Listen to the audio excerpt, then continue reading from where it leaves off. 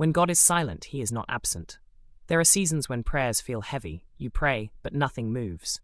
You believe, but nothing changes. You worship, yet heaven feels quiet. And in those moments, a dangerous thought creeps in.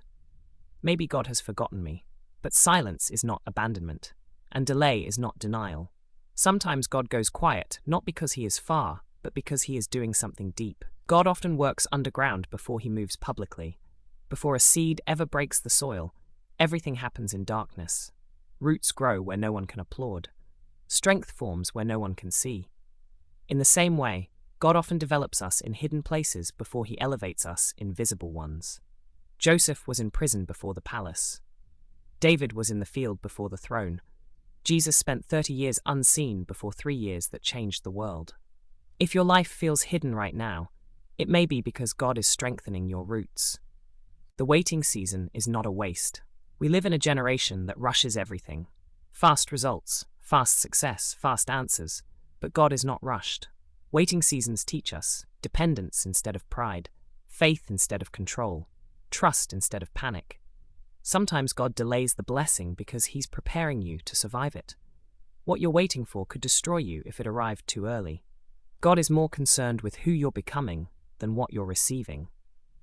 We often pray, "Lord, change my situation." But God is saying, "Let me change you first." Because a changed situation without a changed heart leads to destruction. God's goal is not just to bless your hands, but to heal your heart. Not just to open doors, but to build character that can walk through them. If you're tired, God is near. Scripture reminds us that God is close to the brokenhearted. He does not despise weakness. He does not shame exhaustion. If you're tired, it means you've been fighting. If you're weary, it means you haven't quit. And heaven honors perseverance. You may feel weak, but God specializes in strength that shows up after human strength ends. This season will make sense later. There will come a day when you look back and say, "Now I understand why God said no. Now I see why he waited. Now I know why I had to go through that." What feels confusing today will become your testimony tomorrow. Don't quit in the middle of what God is building. Final encouragement. If this season feels heavy, hear this clearly. God sees you. God knows the pressure. God has not abandoned you. God is still writing your story. And the chapter you're in right now is not the ending. Hold on.